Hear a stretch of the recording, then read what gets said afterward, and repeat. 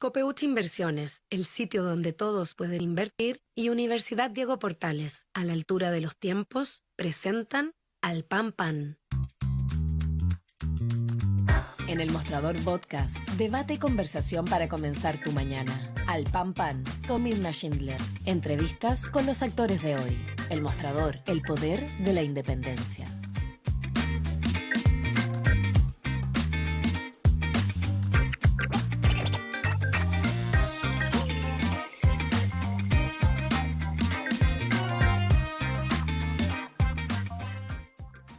¿Cómo están ustedes? Muy buenos días. Iniciamos un nuevo capítulo de Al Pan Pan aquí por elmostrador.cl.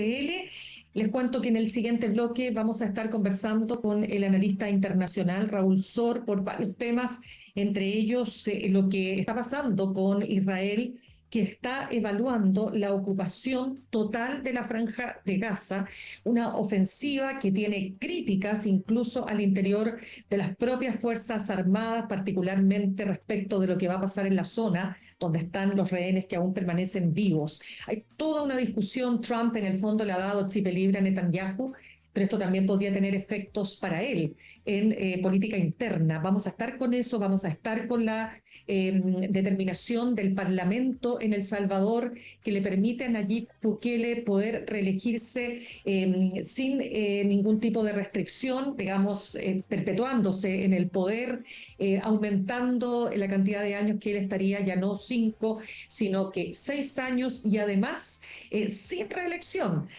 Vamos a estar con eso también para analizar los alcances que tiene esta nueva determinación en el país latinoamericano. Ahora nos queremos concentrar por supuesto, en el tema político, porque este es un programa político, pero sobre todo en lo que ha sido el factor económico en la campaña de Janet Jara.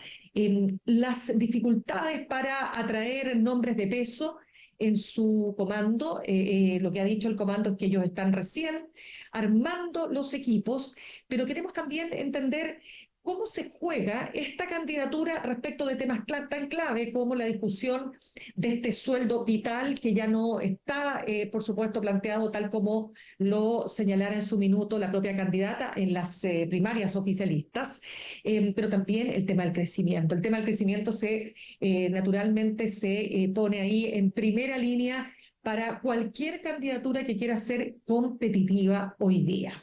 Y de este tema vamos a conversar con el doctor en Economía, académico de la Facultad de Economía y Negocios de la Universidad de Chile, la FED, Guillermo Larraín. ¿Cómo estás, Guillermo? Un gusto de tenerte con nosotros.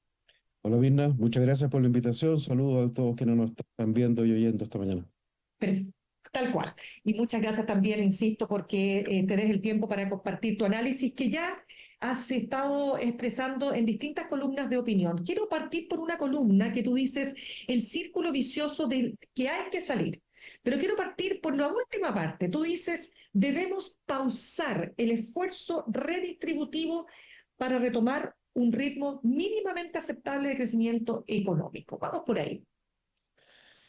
Claro, lo que pasa es que Chile es un país que evidentemente tiene niveles de desigualdad muy altos y a mucha gente, yo diría a la mayoría del país probablemente, le genera un nivel de inquietud tal desigualdad. ¿Ah? Esa es una desigualdad que tiene un componente de ingresos, tiene muchas otras dimensiones de la desigualdad. Tiene componentes de acceso a medios, tiene componentes de diferenciales de defensa ante la justicia. O sea, la verdad es que eso tiene unas ramificaciones enormes. Entonces, a mucha gente efectivamente eso le genera dificultades. Eh, y es tan grande eso que Chile en los últimos, yo diría, 10 años más o menos, ha, y yo diría que estos son todos los gobiernos, ¿ah?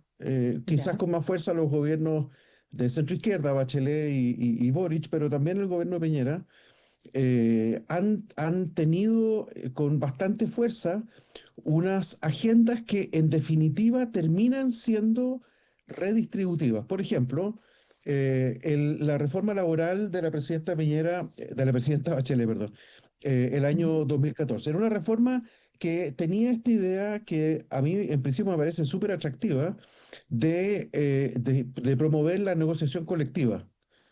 Pero ¿en qué terminó esa agenda? Luego del debate parlamentario, porque no era lo que buscaba la iniciativa propuesta por el gobierno. Pero ¿en qué terminó? ¿En qué terminó el debate parlamentario? Terminó ¿Ya? básicamente en cercenar todos los espacios de negociación para mejorar a nivel de la empresa las mejoras potenciales de productividad, por así decirlo, acordadas entre trabajadores y la administración, y terminó, para ponerlo así de una forma un poco ¿Ya? extrema, pero creo que ilustra bien el punto, en cómo maximizamos la posición de los trabajadores para el famoso bono de término de conflicto, que es esencialmente una medida redistributiva. Entonces, esa medida, esa reforma laboral, básicamente en lo que terminó es en una reforma redistributiva. Cuando ahora se dice hagamos una reforma ramal, lo que se pretende hacer es básicamente una reforma redistributiva.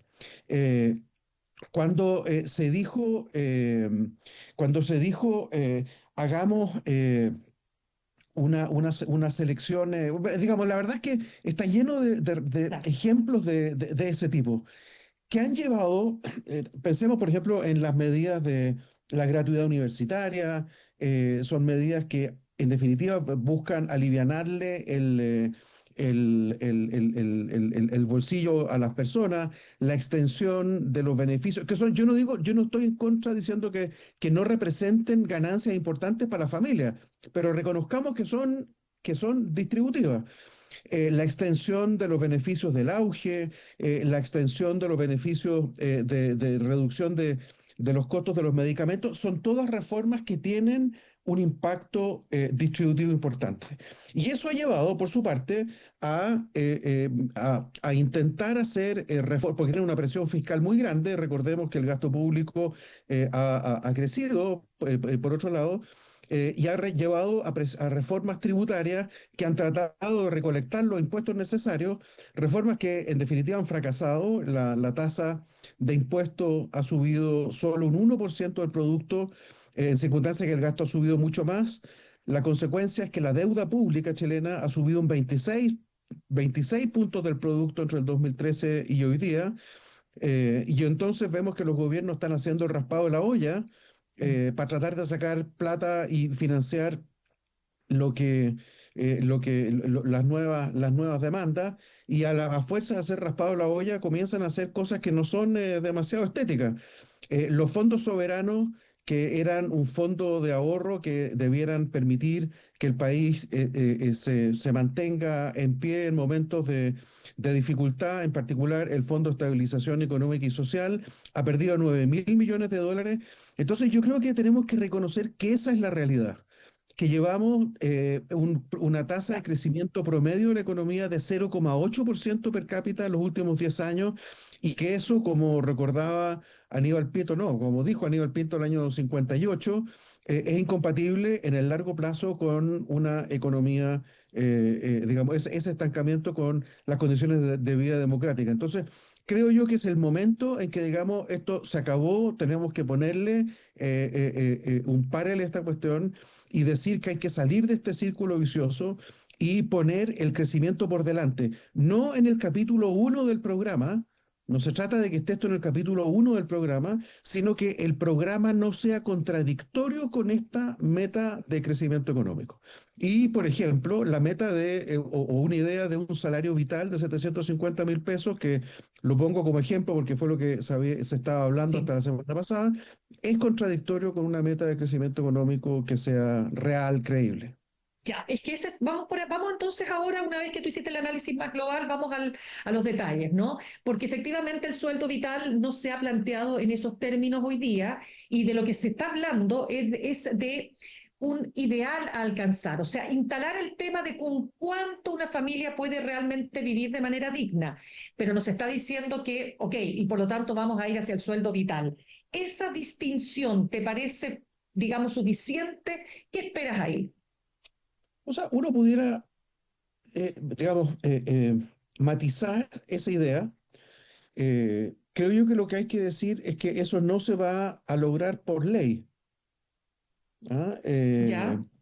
Eh, el Estado no tiene recursos para poder decirle a una persona que está ganando el salario mínimo que le vamos a, en el plazo del próximo gobierno, no hay recursos para poder decir, te vamos a suplir por el lado de subvenciones, por ejemplo, lo que te falta para llegar a los 750.000 pesos. Eso no va a ocurrir.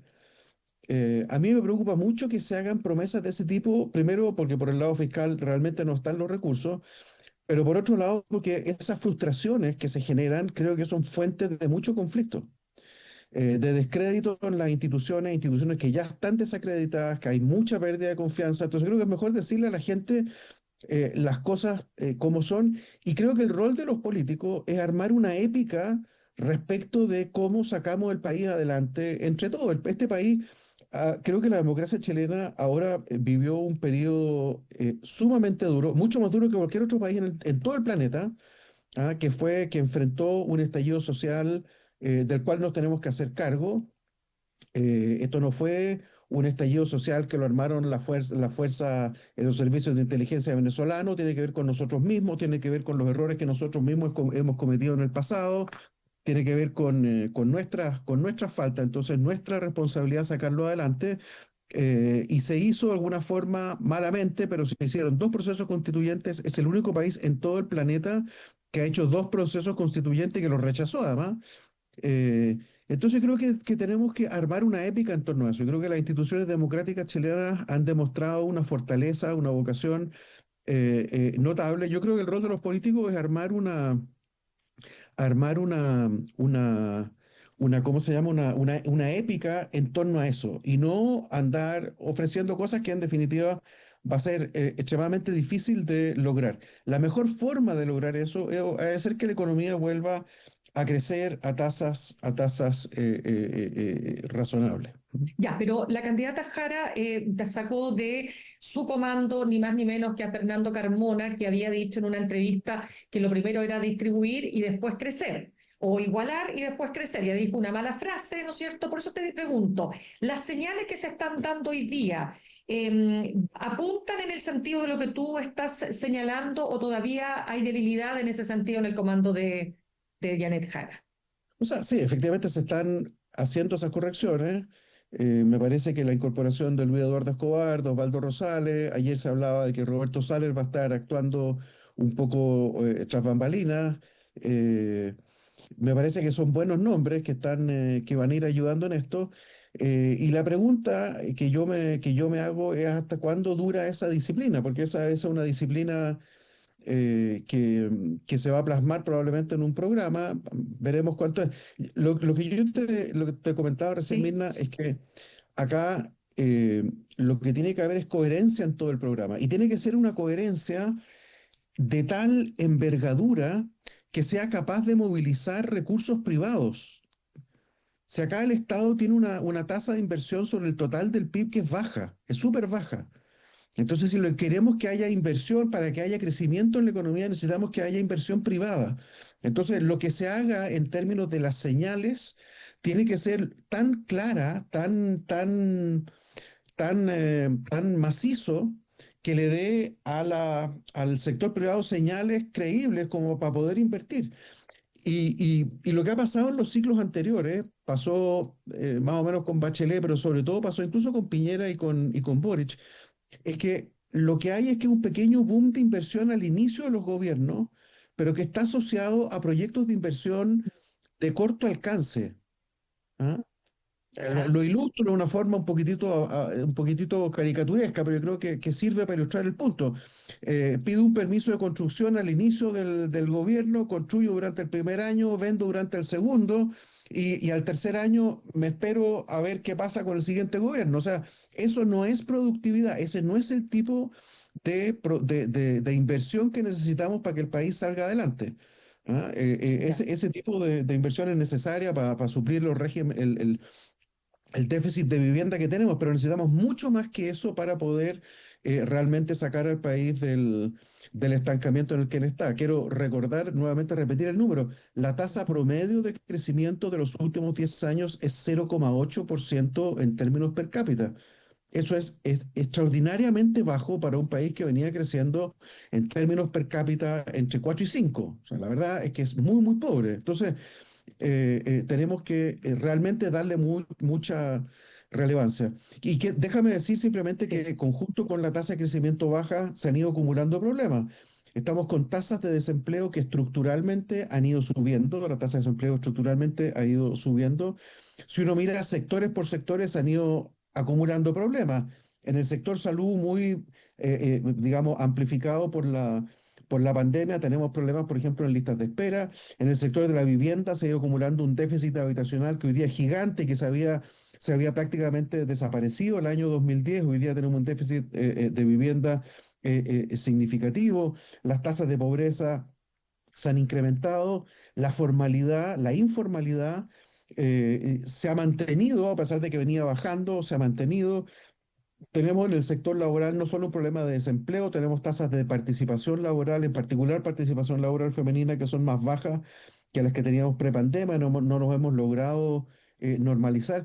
Entonces, yo creo que la situación de nuestra economía, a pesar de que las empresas están en condición relativamente sana, yo creo que podrían crecer más, la economía necesita que la cuidemos, que le demos condiciones para poder crecer y dar todo el potencial que tiene.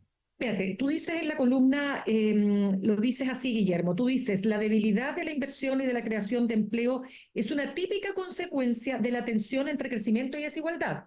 Y tú Sí. dices que esa tensión es la que no se ha resuelto bien en la centroizquierda. Por lo tanto, toda esta descripción que tú haces de cómo está el país, ¿tú se lo atribuyes fundamentalmente a los gobiernos de centroizquierda? Yo creo que se siente más en la centroizquierda porque la sensibilidad con la desigualdad es más grande en la centroizquierda que en la centroderecha. Pero hay que recordar que, por ejemplo, una gran medida que ha reducido la desigualdad en Chile es la PGU, y la PGU es algo que implementó el gobierno de Sebastián Piñera. Entonces, no es que sea solo un problema ¿cómo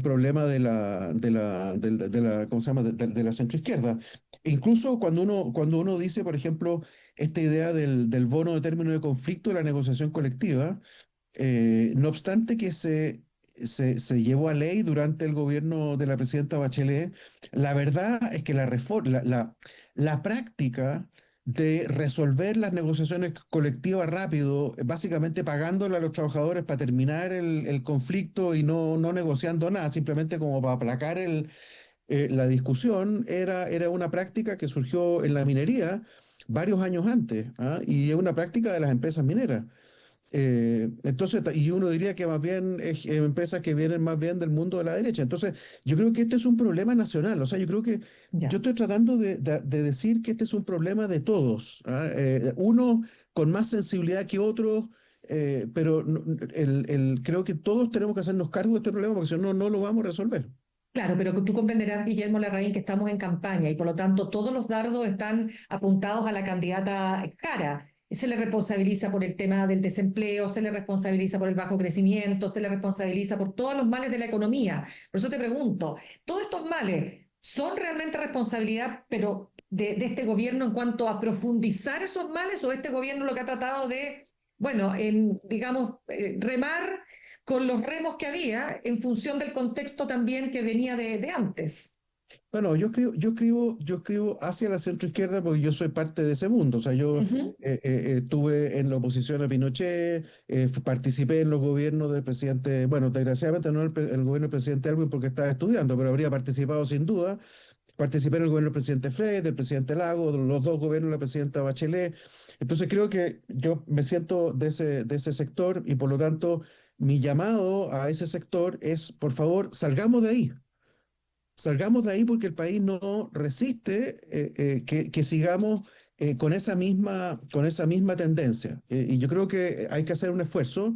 Quienes están hoy día encabezando eso, bueno, es la candidata Jara. Entonces me he llamado a salir de ahí. ¿Ah? Y ahí tendrán que ver quienes están encargados de esa candidatura cómo salen, pero me parece que es crucial salir. Ya, entonces, hay un punto que te quiero hacer, porque tú dijiste claramente, no podemos ofrecerle a las personas una realidad que no se va a poder cumplir. Lo dijiste particularmente con el Sí. sueldo vital o como quiera llamársele hoy día. Pero te pregunto lo siguiente, ¿cómo se gestiona un país cuando, según la última encuesta de Laborum, el 77% de las personas dice que su sueldo le alcanza para 2 semanas y menos? Es una realidad concreta. Las cosas están caras, la gente tiene una gran dificultad más allá del aumento del sueldo mínimo, pero no alcanza. Y eso también genera problemas, particularmente lo vimos en el estallido social. ¿Cómo se gestiona eso? Claro, es que entonces uno tiene que elegir entre dos escenarios.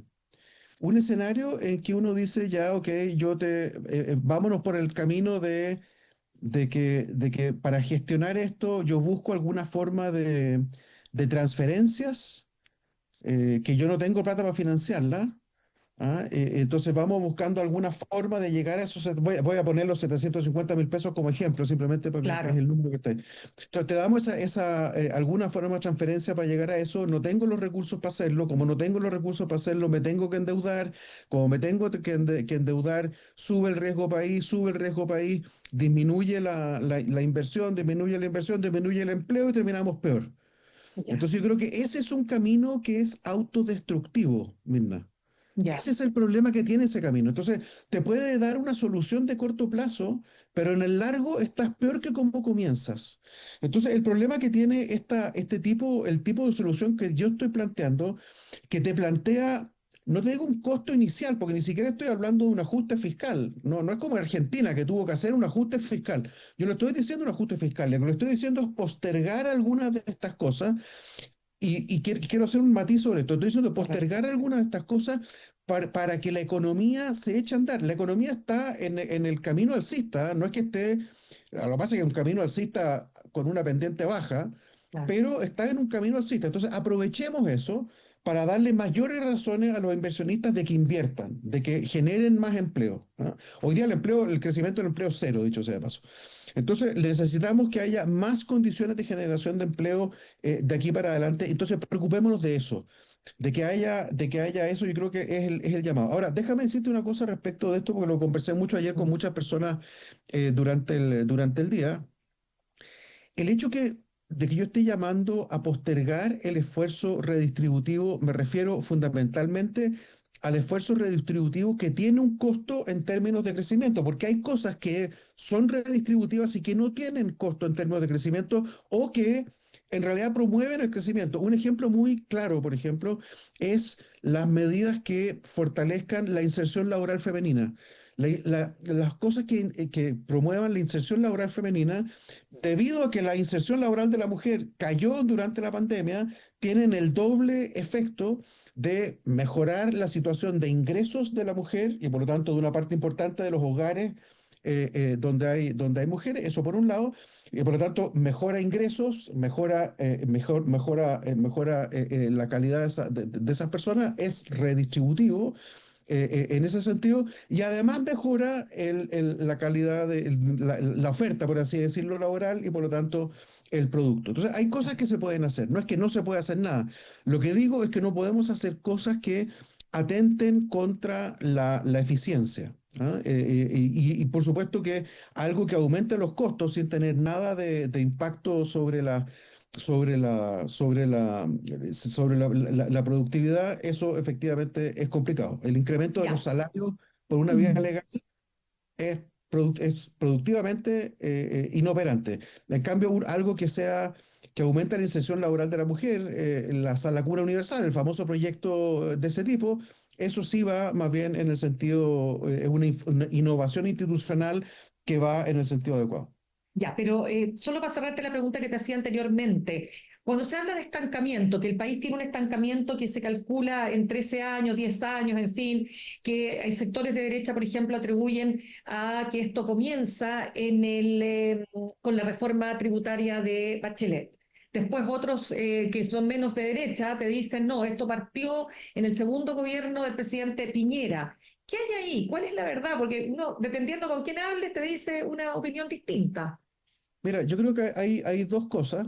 A ver, primero veamos los datos y Mm. uno mira los estudios que ha hecho la Comisión Nacional de Productividad, los estudios que ha hecho algunos académicos que usan metodologías bastante novedosas. Aquí quiero citar, por ejemplo, lo que hace Federico Uneus, que está publicado por el Banco Central.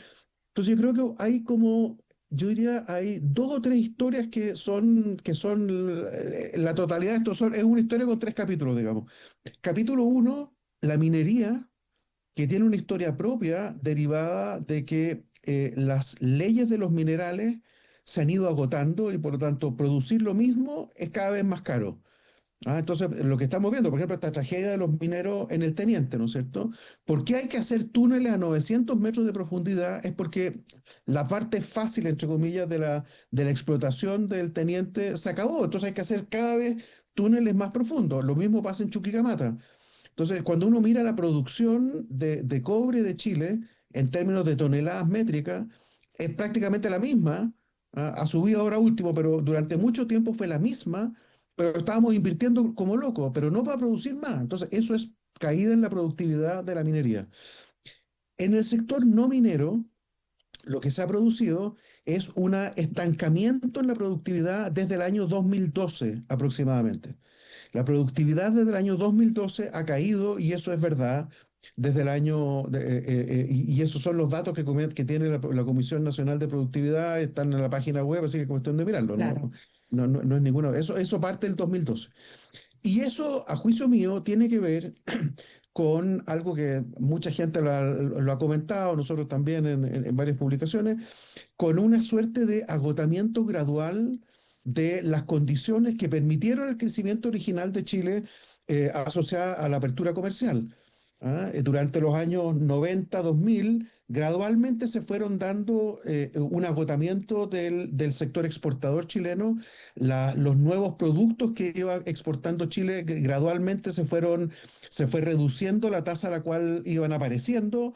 Y entonces eso fue gradualmente de alguna forma llegando a un cierto límite. Tenemos que pasar a una etapa distinta. Esa etapa distinta puede ser producto de políticas de desarrollo productivo nuevas, políticas Espérate, y hay una tercera historia que tiene Ya. que ver con la reforma tributaria de Bachelet, pero que habría que explicarla bien. Mi explicación no la tengo del todo convencida, pero en todo caso los datos muestran que hay algo que cuando uno mira la tasa de inversión privada no minera, entonces uno toma la tasa de inversión total del país, le saco la minería y le saco lo que invierte el sector público, esa tasa de inversión sí viene cayendo en los últimos 10 años, viene cayendo suavecito, pero cae. Si está Ya. relacionado eso con la reforma tributaria o está relacionado simplemente con esta, y es lo que yo digo en el paper, en el artículo de ayer, o Ya. relacionado más bien con todas las distorsiones que se generan a raíz de una agenda redistributiva que tiene muchas dimensiones y que genera distorsiones en el funcionamiento de la economía. No sé cuál de las dos historias es. Mi Ya. impresión es que se exagera mucho el impacto de la reforma tributaria, pero bueno, ciertamente puede jugar algún rol. Pero son tres capítulos de una misma historia. Ya, no se nos acaba el tiempo, súper, súper cortito. Déjame preguntarte algo que tiene que ver directamente con quién fue parte, si no me equivoco, fue vicedecano de la FEN, de la Facultad de Economía y Negocios, estamos hablando de Franco Parisi. ¿En qué punto te lo quiero preguntar? Él ha propuesto que si sale elegido presidente, está en tercer lugar en algunas encuestas, incluso superando a Evelyn Matei, él promovería una nueva ola de retiros, de los retiros del 10% de las AFP. ¿Qué te parece a ti algo así? Porque él es economista, él sabe los efectos que esto tiene. Bueno, ¿qué te puedo decir? Yo no estaba en la facultad cuando él fue vicedecano, así que no tengo una experiencia directa de trabajo con él. Estuve una vez con él nomás en una reunión cuando yo era superintendente, tuve que ir a la facultad por alguna razón y él me recibió. Así que no tengo ninguna opinión Ya, directa personal con él. Creo que todo lo que ha dicho en términos de política económica, me atrevo a decir que está equivocado. No le conozco una propuesta razonable, sensata, y lo que tú acabas de evocar como política me parece que realmente no tiene nombre, digamos. O sea, realmente no es no haber aprendido, porque hay gente que apoyó los retiros durante la pandemia con argumentos que se pueden entender. A lo mejor uno puede decir después está equivocado, pero se pueden entender en el contexto. Pero hoy día, francamente, no tiene ningún sentido. Yo creo que esto forma parte también de esta agenda más amplia populista, porque desgraciadamente las agendas redistributivas a veces son atractivas para el populismo. Hay gente muy responsable que tiene agendas redistributivas. La centroizquierda durante muchos años todos los gobiernos de la concertación fueron gobiernos que eran profundamente con una agenda redistributiva responsable, pero también hay gobiernos populistas que tienen agendas también redistributivas. Yo creo que, lo que tú planteas que está diciendo Franco Parisi va en esa línea. Es una agenda redistributiva, pero profundamente populista y que creo que le haría un daño enorme al país. Sí, solo para cerrar, y aquí sí que cerramos, pero nunca me dejó de llamar la atención que Raúl Alcaíno, ex alcalde de Santiago, que es quien lidera esta carta de los empresarios para que se unan las fuerzas de derecha para enfrentar juntos una elección parlamentaria y evitar que una comunista llegue al poder, así está planteado en esos términos. En una entrevista en Exante, yo no lo puedo entender, pero lo decía, es preferible que gane Parisi antes que gane Janet Jara. Así está el debate. Bueno, yo creo que no, pero bueno. Ya, Guillermo, te dejo porque se nos acabó el tiempo. Guillermo Larraín, doctor en Economía, académico en la Facultad de Economía y Negocios de la Universidad de Chile. Muchas gracias por haber estado con nosotros esta mañana. Un gusto, ¿eh? Que esté muy bien. Saludamos a nuestros auspiciadores. La Universidad Diego Portales está acreditada por 6 años en nivel de excelencia y es una de las mejores universidades del país. Conoce más en admisión.udp.cl. Universidad Diego Portales a la altura de los tiempos. Y te invitamos a suscribirte a nuestro canal de YouTube, @elmostrador podcast, podcast con B corta, donde podrás encontrar todo el material y todo el contenido multimedia del mostrador, como Click AM, Alpampan, punto por punto, Corea del Centro y mucho más. Recuerda, suscríbete a YouTube, @elmostrador podcast. Y ahorrar cotidianamente se puede y de forma organizada, rápida y online con Ahorrando, la nueva funcionalidad de tu app Coopeuch, en donde puedes programar ahorros de manera fácil y entretenida, eligiendo tus propias reglas y metas. Haz que el ahorro sea parte de tu vida con Ahorrando de Coopeuch. Más información en coopeuch.cl. Les decía que la atención está puesta en lo que pueda ocurrir en la Franja de Gaza, porque está Netanyahu evaluando seriamente la ocupación total de la franja, no sin oposición de parte de su ejército, de esto y de la reelección indefinida de lo que podría ocurrir en El Salvador con la decisión que ha tomado el Parlamento para la reelección indefinida de Nayib Bukele, eso es. Vamos a estar conversando al regreso con el analista internacional Raúl Sor. Ya volvemos. En instantes, una nueva entrevista en Al Pan Pan con Mirna Schindler por El Mostrador Podcast, el poder de la transparencia.